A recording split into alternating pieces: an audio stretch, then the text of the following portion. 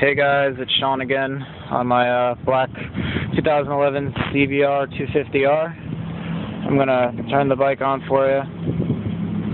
As you can see right now, I got 16 miles on it. I know a lot of you guys are trying to find out what the stock muffler sounds like, so hopefully I'll be able to give you guys a good sound quality. I'll try and get it as close to the muffler as I can, but I mean, just for right now, we'll see how it goes.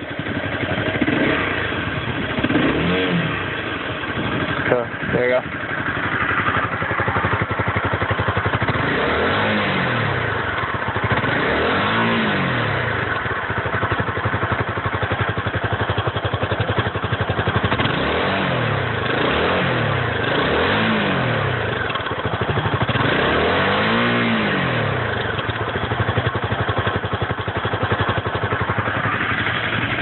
So hopefully that was good enough quality for you guys.